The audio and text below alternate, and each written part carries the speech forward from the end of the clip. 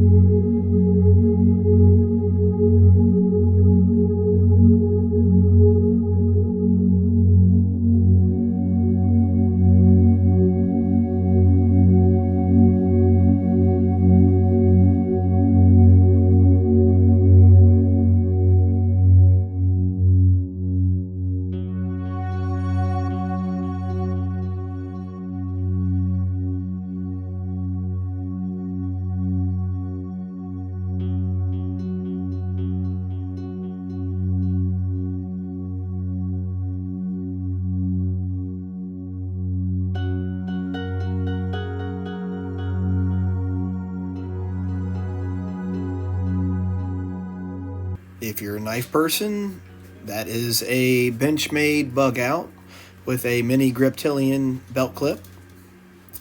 In this box, you're going to have your skid plate, your two side panel pieces. You're going to have your triple clamp tops, all your hardware and bolts, the brake rotor, guard, your owner's manual, and your competition manual. Also in the box is the triangle stand for the bike.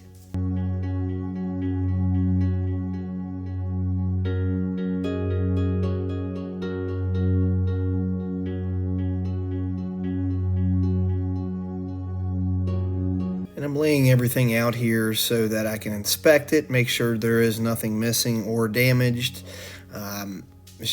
Don't want to give this new customer a brand new bike and there be damaged pieces on it and leave a bad taste in his mouth. So I thoroughly inspect all this stuff, make sure everything is supposed to be there that the PDI checklist has for this particular model.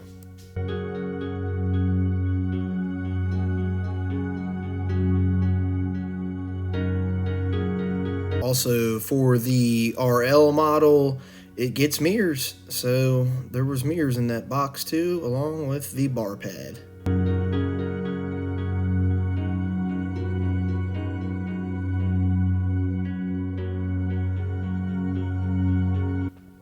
And what I'm pointing to here is this is the off-road handbook. This is kind of like a service manual, and the other piece there is the owner's manual. If you buy this bike, I advise you to read both of them. A lot of the questions that you will have on this bike is in there. How to maintenance your bike, how to do a top end in this bike. Torque specs, all kinds of useful information. How to clean your air filter properly is all in that manual. All you have to do is read it. Sorry to sound sarcastic, but I am being sarcastic because nobody reads the stuff anymore. It's like we're printing and give it out and then nobody reads it. There's a handful of people out there who actually go through that stuff, but all day long, the service department at any dealership, doesn't have to be a Honda dealership, could be a car dealership. If you would read the owner's manual, they would have the question answered for them.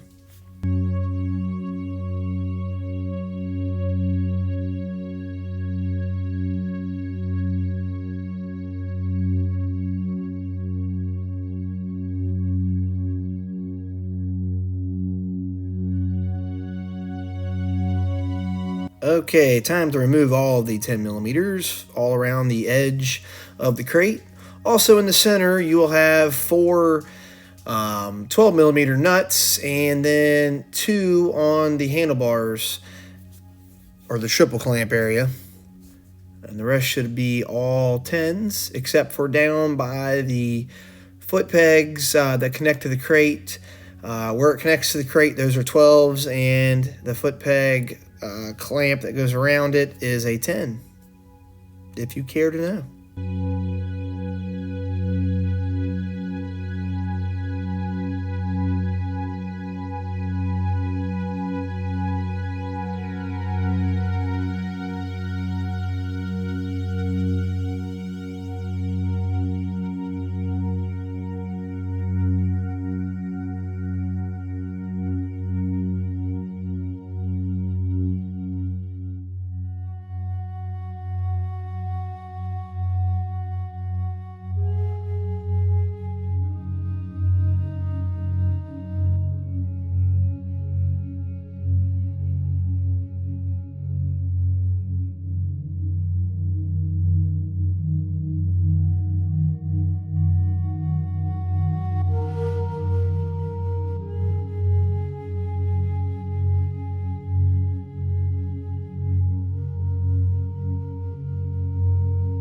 And like all the PDIs that are in these recyclable crates, you definitely, before you start moving pieces of the metal, you want to put some kind of glove on because the edges are extremely sharp.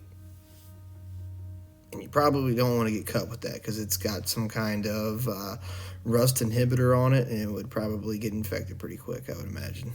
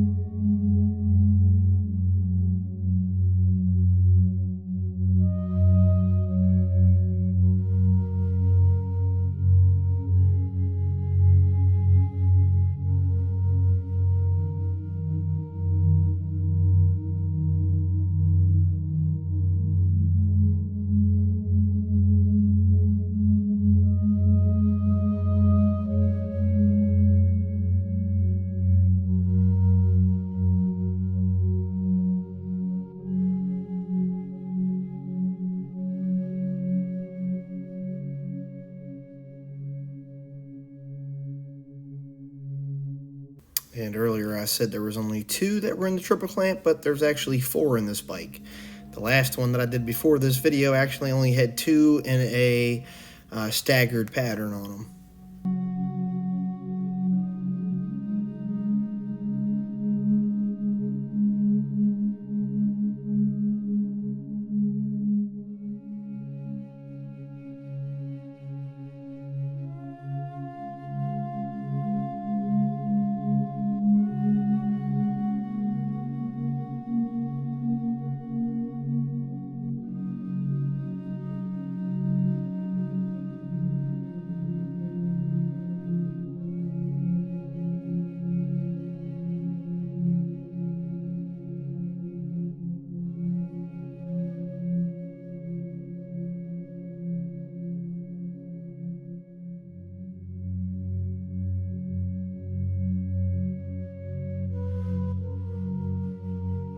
And if you care to know, I'm using a Motion Pro 8mm and a 10mm T-handle here to tighten the controls onto the handlebars.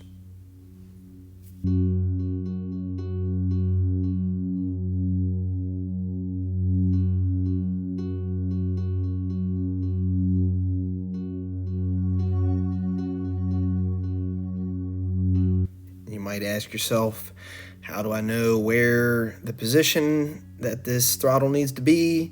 There are little white dots that are on the handlebars. They're like little paint marks on both sides, and all of the controls, including the center triple clamps, are all preset to a determined spot from the factory with the paint things, and you just line them up to the slots on whatever you're tightening down, and that's how you set it.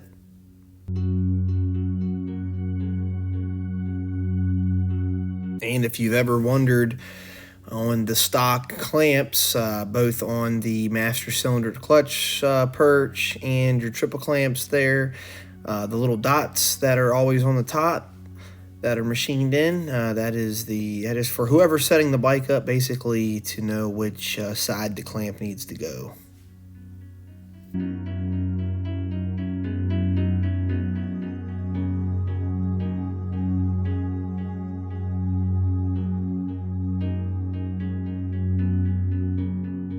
And I'll actually go back and torque those triple clamp bolts to the spec that is in the hand manual there, the handbook that comes with it. Also, I believe it's in your owner's manual too. If you read that, there is a torque section in there too. Going to remove the seat to get the battery out. This bike does have I believe it had the lithium battery in this one too, like the big dirt bikes, yeah. The off-road versions, whatever they are, just standard are, they also have a lithium battery like this. If you buy one of these bikes, make sure to get a lithium charger if you don't have one. If you put a regular charger on this battery, it will cook it, and they're like $400 plus.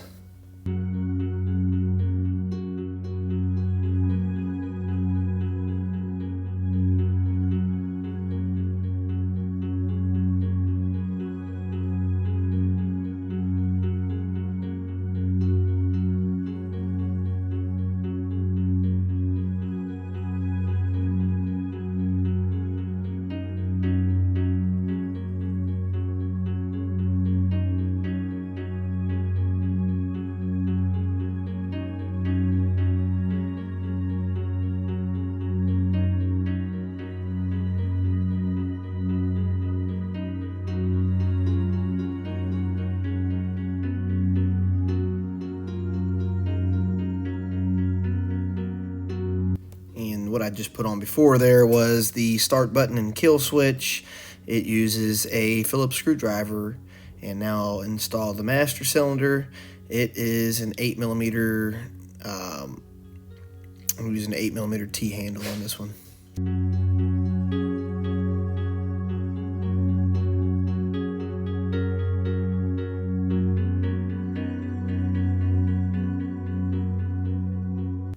The mirrors on this bike are 14mm, and what I just did was I tightened the lock nut up so that I could spin the mirrors on without the base and the lock nut spinning separately. That way I can tighten it all the way down and then loosen the lock nut back up, turn the mirror where it needs to be, and then tighten the lock nut and put the sleeve back down.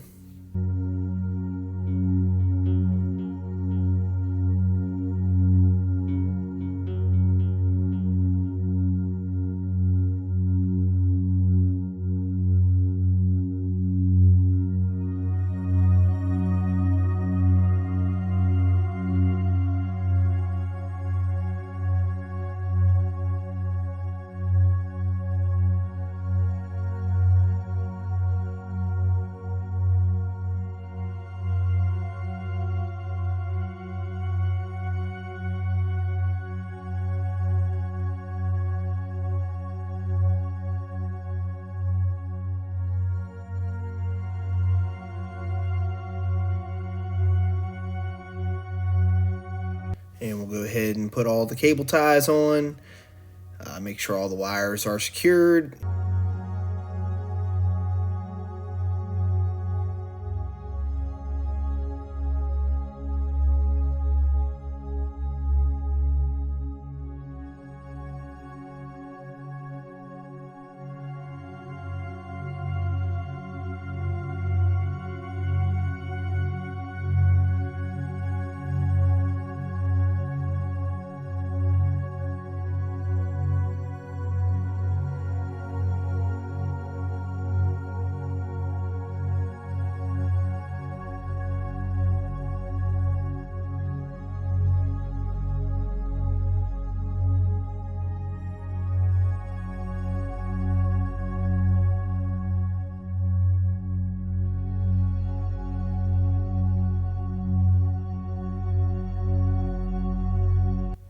hate to do this, but 90% of the people that watch my videos are not subscribed to my channel, so if you could, please consider hitting the subscribe button.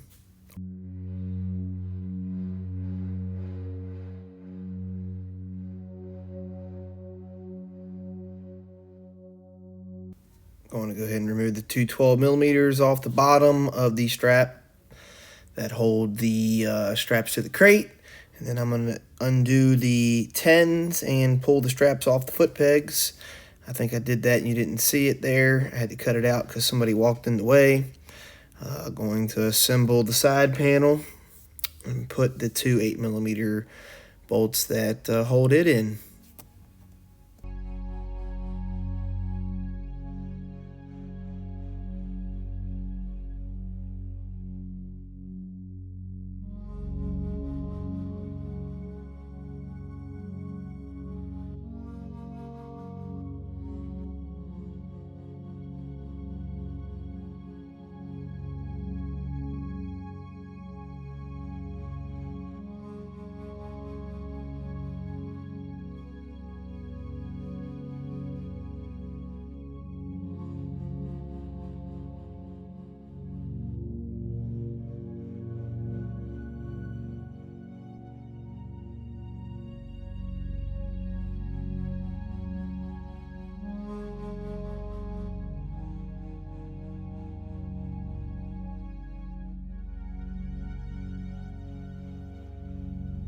As you can see, this is the Maxima contact cleaner. I'm going to use this to clean the rotor off on the front wheel and make sure there's nothing, nothing slick on there, so that when I go for a test ride or the customer rides it, that it will stop properly and doesn't have anything on there obstructing the brake pads and the rotor.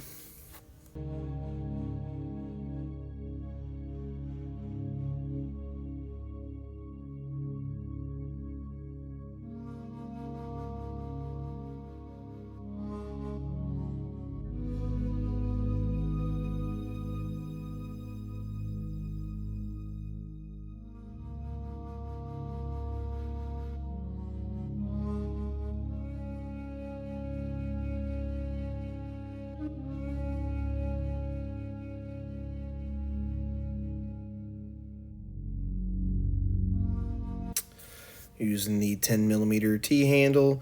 I believe one of these was extremely tight and the rest of them weren't too bad. I ended up having to, I think, bear down on this thing to get the one loose. I don't even think it was that one. I think it's one of the ones to the left there on the other fork leg. I go back to, yeah. This thing was extremely tight. I ended up getting it. I think it was just awkward because the fork wanted to move. And what you didn't see was me lifting the CRF out of its crate. I had to have somebody else help me lift it up out of there, and I didn't want to have them in the video. They actually didn't want to be in the video. Usually I would use a forklift and lift it up out of there, but the forklift was out unloading more units for you people to buy.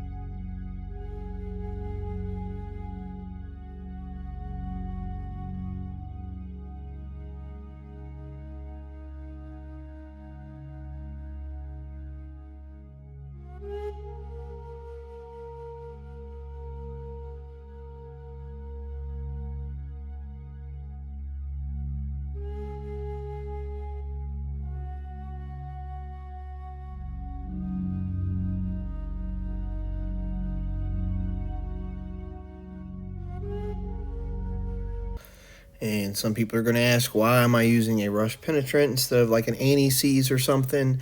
You really With bikes that are going off-road, you don't want something that's pasty on the axle that's going to hold dirt there against your seal, because it will ruin the seal, and then your bearings go bad twice as fast as they normally would.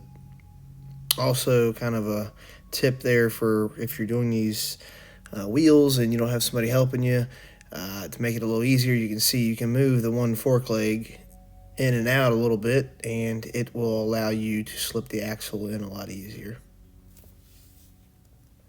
And you'll see that I'll actually take the CRF off the stand, and I will pump the front brake up, press the suspension up and down a few times before I final tighten the front axle bolts there and the pinch bolts.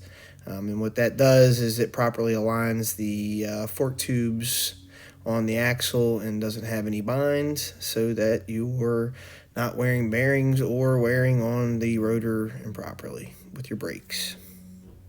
And yes, it does happen. So people that say that's not necessary, it kind of is.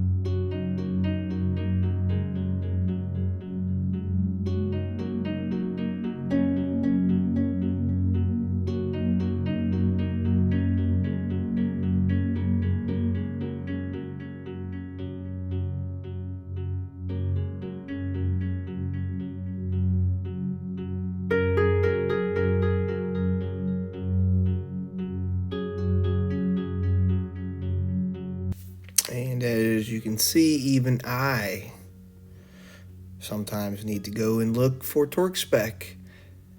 And this is in the book that you are getting. It's just like a service manual. Look there. Oh, torque specifications. Flip to that page. I will admit, the front wheel's torque spec for the actual axle was not in there. Everything else was. I completely read every single one of them on all the pages there to see if I could find the front wheel torque spec, and it was not in there. So Honda needs to fix that. Every single bolt in there other than that was properly in the book.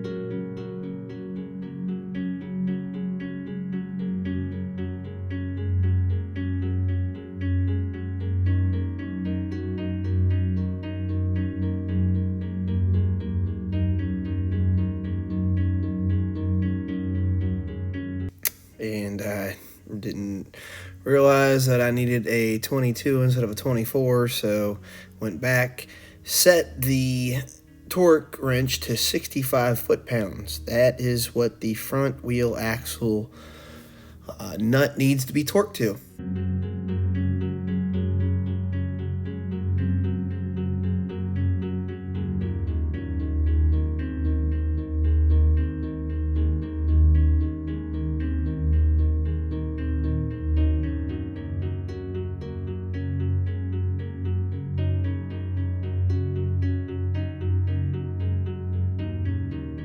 And I've always torqued the pinch bolts on these on all the bikes to 126 inch-pounds, if you're curious.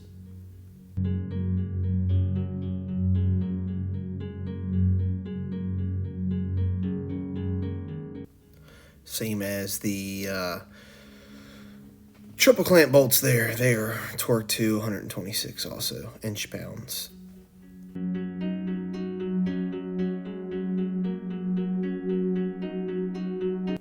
put the front rotor guard on, and you'll need a 5mm Allen.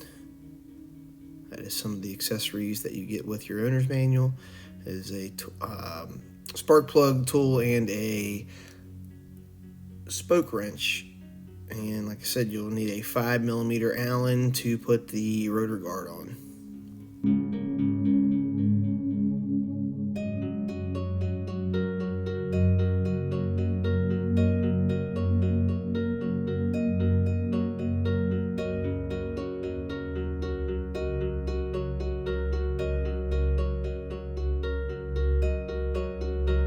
And time to put the skid plate on.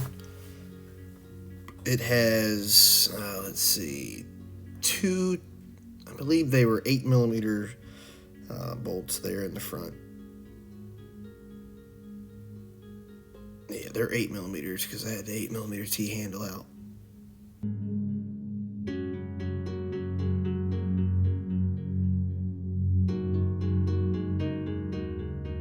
And then you have one bolt that's in the very back center that you're going to put in, and I would advise not to use a impact to start that or to tighten it all the way down, because it is just a nutsert that's in the frame, and I get them all the time that are stripped out, not on this particular bike here, but on other CRF models that have that style of a skid plate. That nutsert spins inside the frame and is a pain in the butt to drill it out, and then you got to put a new one in, and it's a pain in the ass, so don't do it.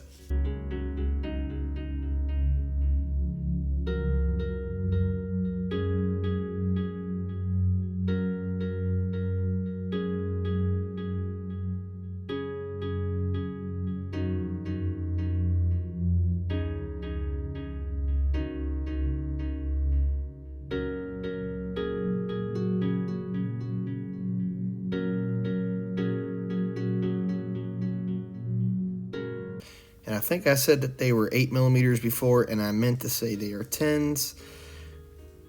I believe all the skid plates on these Honda CRFs on the big bikes are 10mm.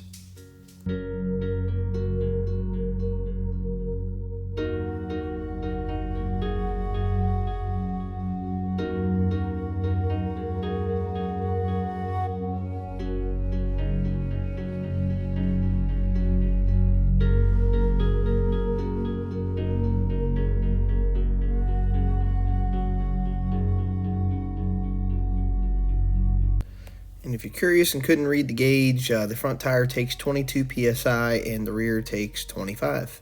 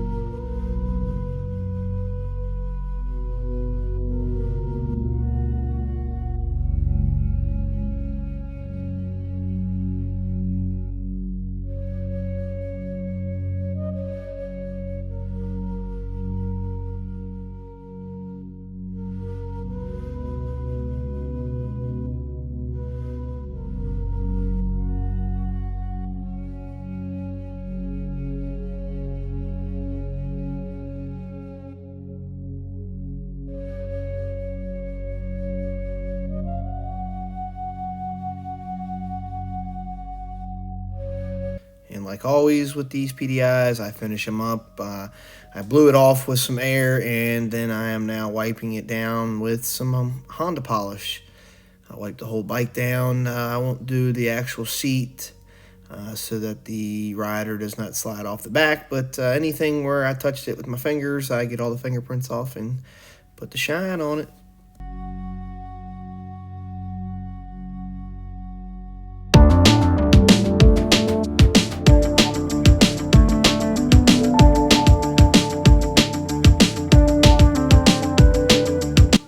And I know it's always the same music that plays in the background. If you got some free music that you want me to play on here that you can send me, drop me a message.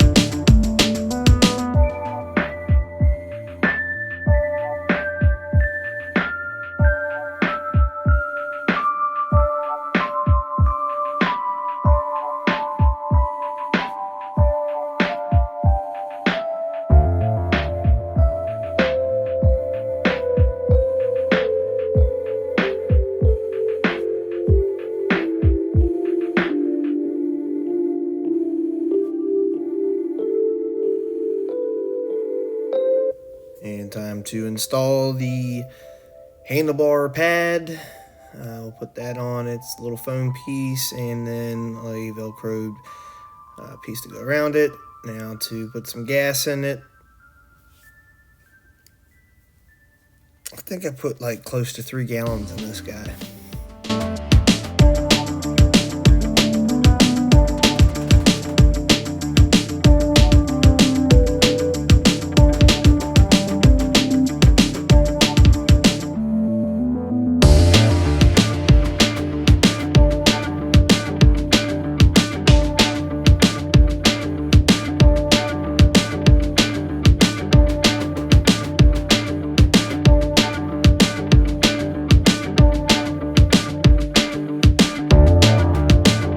Now time for the battery, and the terminals on these are a Phillips screwdriver, and the little packs are a pain in the ass. As always, if you watch these PDIs, sometimes you can struggle for a few minutes here, which kind of pisses you off whenever you're doing flat rate.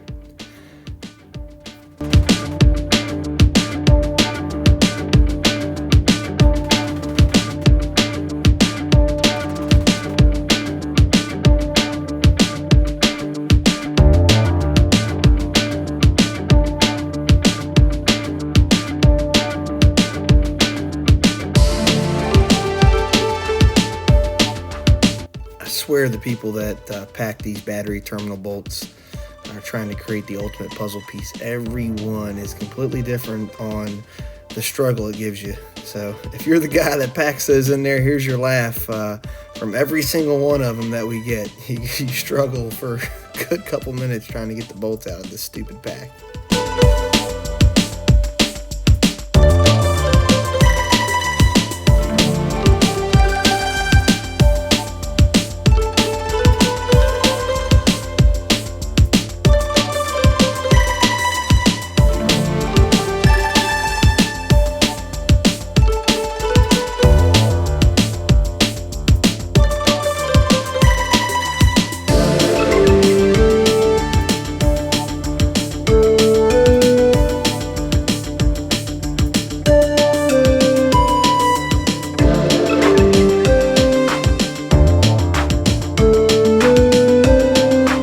At that exact moment, I knew I messed up. Dropped the bolts out of the terminal that I just spent minutes digging out of the pack, and then fell down inside the battery box all the way to the bottom of it, and in between the air box there made it a pain in the ass to get out too. But I got it out, got the battery back in, and now I'm going to tighten the bolts up on the terminals.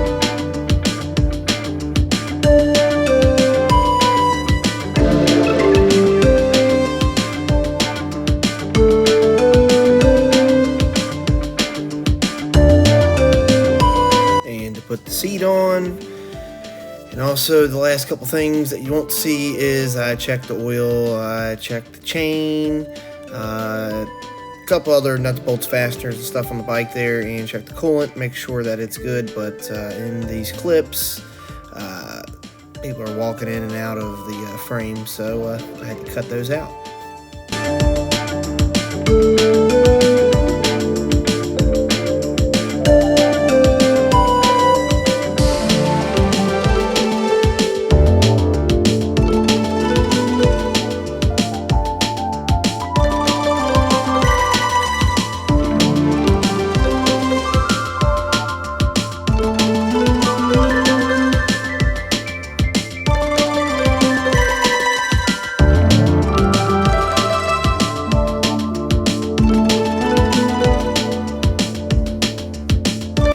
like this video, please make sure you hit the like button.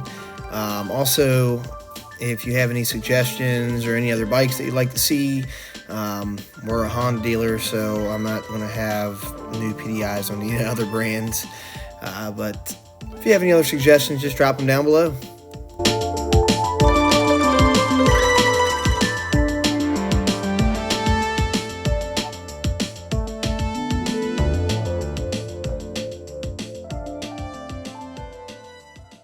Okay, this is the 2022 Honda CRF450RL. Just did the PDI setup on it, put the front wheel on, set the bars, set the tires, check the chain, all the good stuff, the oil, coolant, made sure all that was all good. Now I'll show you a little test ride on this bike. First off, you got your mirrors just like any other one. The street version wise, your headlight, high beam, low beam, and pass if you hold it down, horn, left and right turn signal, and then you got your start and kill switch over here, throttle, brake lever, clutch lever. The dash doesn't give you a whole lot. It gives you your miles per hour, your time, and then your miles and a trip A and B if you go cycle through it. Also has warning lights like a check engine light, low fuel indicator, high beam on if your turn signals are on, and coolant temperature. Here we go. And this is actually one of my friends that purchased this one, so I could actually get on this one a little harder through the parking lot, and nobody's going to get mad that their bike is getting rode too hard.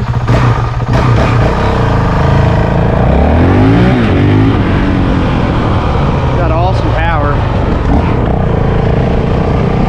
I haven't even really wound it out.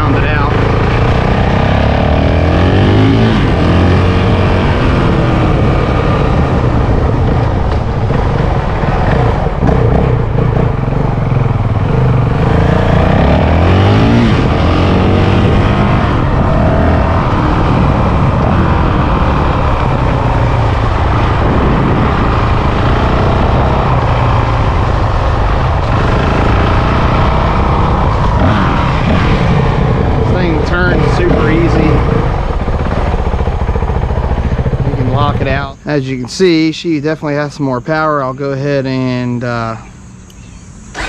fire her back up. See, she fires up real easy. That's also in gear. I know in the past some bikes start a little hard when they're in gear, but these new fuel injected ones start pretty easy. Should probably have it in first gear instead of trying to take the turn in third there.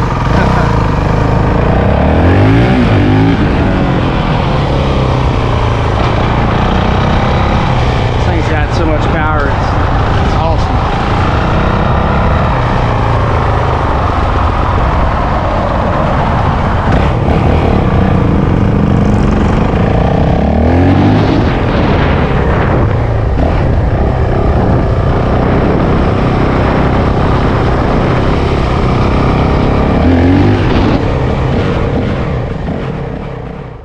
And that's going to be it for today's video. If you're new to this channel, please consider hitting the subscribe button. Why? Because this is the place to be for all your power sports needs. Also, if you like this video, please hit the like button. Thanks, and have a great day.